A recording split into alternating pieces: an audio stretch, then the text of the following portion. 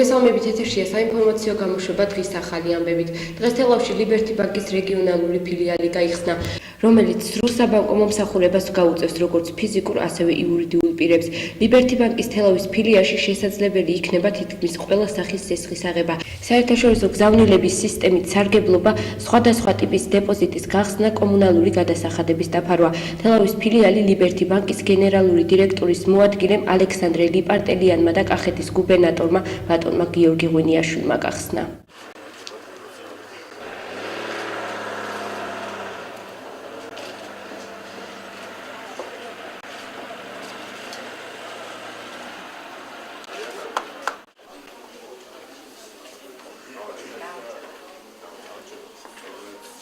მოგესალმებით, დღეს ჩვენ თელავში გავხსენით კახეთის რეგიონალური ფილიალი. ეს რიგით არის 197 ფილიალი საქართველოს მასშტაბით.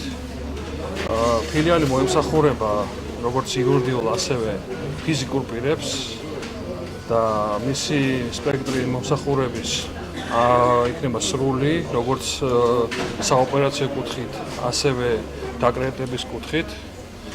ასევე ფილიალში შეუძლიათ აიღონ გზავნილები, გადაიხადონ კომუნალური გადასახადები და მიიღონ სხვა საბანკო მომსახურება.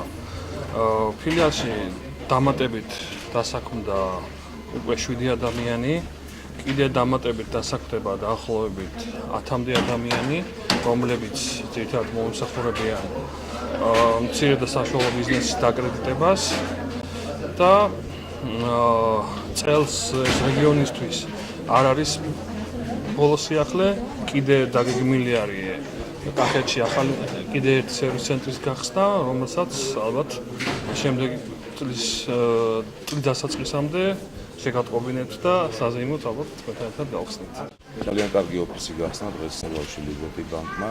აქ გაჩნდა კიდევ დამატებითი ახალი სამუშაო ადგილები და გარდა იმისა, რომ აქ მომსახურე პერსონალი კარგ პირობებში იმუშავებს, ესეთი ოფისი, რა თქმა უნდა, ყველაზე მნიშვნელოვანია ჩვენი მოსახლეობისთვის იქნება კომფორტული და ყველაფერი ეს მიდის იქით, რომ ჩვენი მოსახლეობას გაუადვილოთ ცხოვრება. დღეს თელავის სახელმწიფო უნივერსიტეტის რექტორმა თინათი ჯავახიშვილმა ლექტორებს მისი რექტორად არჩევის დღიდან გასული 1 წლის ანგარიში წარუდგინა და საზეიმო ვითარებაში სხვადასხვა სამსახურის უფროსებს კომპიუტერები გადასცა. მოგესალმებით, დიდი მადლობა მოგზაურობისთვის. დღეს წარვადგინე ანგარიში უნივერსიტეტის პროფესორ-მასწავლებლების ადმინისტრაციის წინაშე 1 წლის მუშაობის შესახებ.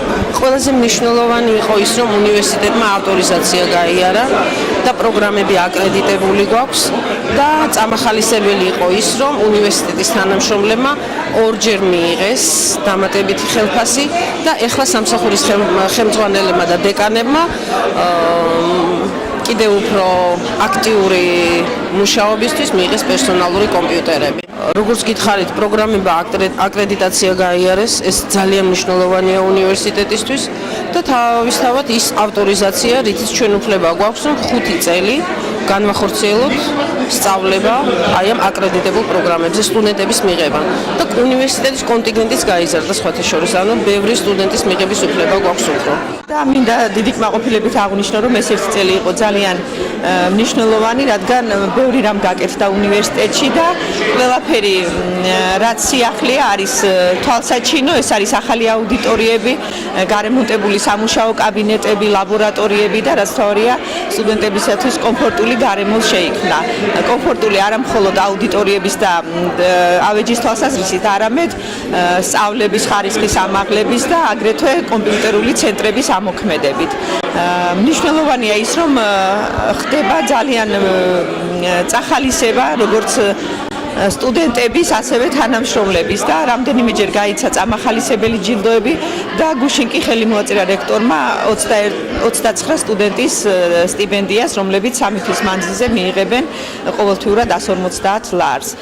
Აი ეს ღონისძიებები განგვაწყობს ყველას იმისათვის, რომ ვიშრომოს უფრო უკეთესად და ჩვენი უნივერსიტეტი ღირსეულად იყოს წარმოჩენილი საქართველოს უნივერსიტეტებს შორის. დიდი მადლობა ამისათვის რექტორს და თითოეულ თანამშრომელს. ჩვენ დღეს მივიღეთ კიდევ ერთი კარგი საჩუქარი, ეს არის პერსონალური კომპიუტერები, ყველა სამსახურის უფროსმა, ყველა დეკანმა მიიღო ეს საჩუქარი და ვფიქრობთ, რომ ეს ჩვენს კომუნიკაციას უფრო შესაძლებელი გახდის ერთმანეთთანაც და საზოგადოებასთანაც. მივესალმებით თქვენს მაყურებელს. დღეს ერთი წელი გახდა, რაც ქალბატონი თინა არჩეულ იქნა თელავის სახელმწიფო უნივერსიტეტის რექტორად. ეს ერთი წელი იყო ძალიან ტევადი, როგორც შრომით საქმიანობით, ისე სხვადასხვა აქტივობებით და მნიშვნელოვანი იყო, რომ მისი მხრიდან გამოითქვა დიდი სურვილი, რომ ამ ერთ წლის მანძილზე ფაქტურად ანგარიში წარსდგარიყო თელავის სახელმწიფო უნივერსიტეტის კოლექტივის წინაშე თუ რა გაკეთდა და როგორც ნახეთ ანგარიში რაც იყო წარმოდგენილი, ალბათ ყველამ დაინახა რომ გაკეთებული ნამდვილად ძალიან ბევრია, რაც მისასალმებელია. ეს ქალბატონი თინას ასე ვთქვათ ხელმძღვანელობით და მთელი კოლექტივის გვერდში დგომი და მთელი კოლექტივის ძალისხმევით მოხდა. რაც ყველაზე მნიშვნელოვანია კოლექტივის წევრებისთვის ძალიან ეგეთი საჩუქრებით აღინიშნა ის დამსახურება და ის აქტივობა, რაც ამ ერთ წლის მანძილზე იყო გამოხატული მათი მხრიდან და ეს უფრო მეც ავალებს, მეც გვავალებს ყველას, რომ უფრო მეტი აქტივობით ჩავერთათ უნივერსიტეტის ხვალინდელი დღის და მისი კეთილდღეობისათვის. თელავის სახელმწიფო უნივერსიტეტში ამერიკის საელჩოს ფულბრაითის პროგრამის მკვლევარმა ჯერემი თაიგერმა სტუდენტებს წაუკითხა ლექცია სახელწოდებით 2012 წლის ლიდერის არჩევა, როგორ აირჩევს ამერიკა პრეზიდენტს მომავალი წლის 6 ნოემბერს. შეხვედრა კითხვა-პასუხის რეჟიმში მიმდინარეობდა. ჩვენ ფულბრაიტის პროგრამა ფაქტიურად ვასრულებთ ხიდის ფუნქციას და ჩვენ ვალდებულები ვართ გავუზიაროთ საქართველოს მოსახლეობას ჩვენი გამოცდილება, რაც გვაქვს შეერთებულ შტატებში. ამიტომ ჩვენი მიზანია ეს გამოცდილება გავავრცელოთ არამედ თბილისის მასშტაბით, არამედ გავიდეთ ასევე რეგიონებში და რეგიონებსაც მივაწოდოთ მოცემული ინფორმაცია. რა თქმა უნდა ძალიან მნიშვნელოვანია მსგავსი პროგრამების ჩამოტანა საქართველოს ყველა რეგიონში და რა თქმა უნდა თელავში და ჩვენ უნივერსიტეტში ძალიან გამიხარდა. რა თქმა უნდა მთავარი თემა როგორც თქვენ თვითონაც იცით უკვე არჩევნები იყო, ძალიან მნიშვნელოვანია როგორც განვითარებისთვის, ქვეყნის განვითარებისთვის და თვითონ დემოკრატიის განვითარებისთვის ქვეყანაში.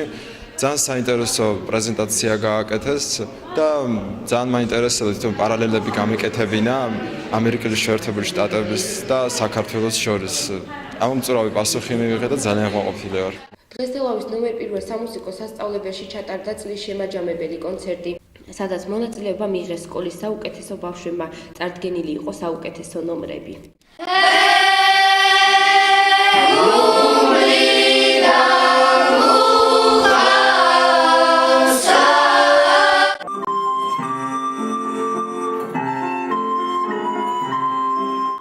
რადგანაც დამთავრდა სასწავლო სემესტრი, ახლა ჩვენ უნდა ჩავატაროთ მოსწავლეთა ღია აკადემიური კონცერტი.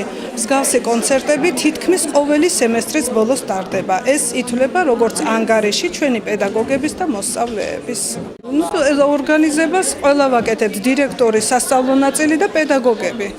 დღევანდელ დღეს ჩვენ სკოლაში ტარდება აკადემიური შემაჯამებელი კონცერტი, სადაც საუკეთესო ნომრები იქნება წარდგენილი.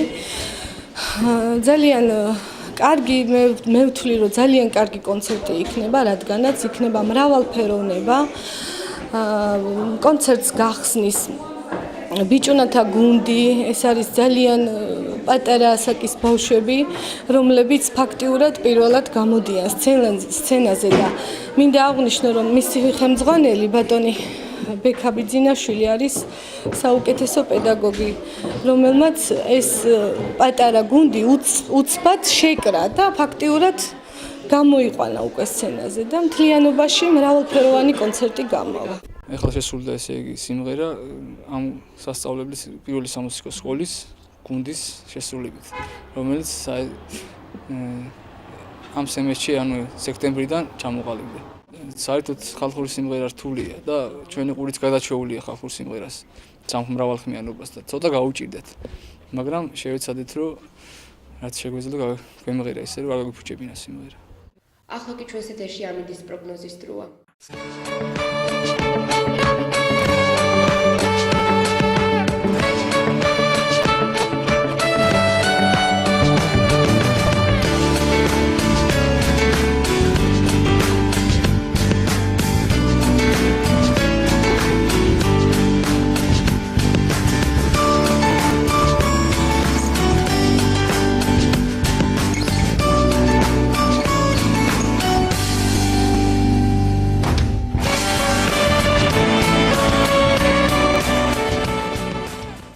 ჩვენს ქალაქში +8, ხოლო ღამით -1 გრადუსი დაფიქსირდება. დღე უმეტესად უნალექოთ ჩაივლის. მე ამ ინფორმაციით ხვალამდე გემშვიდობებით თქვენთვის გორდას ეთერში თეონა რაზმაძე მუშაობდა. გმადლობთ ყურადღებისთვის.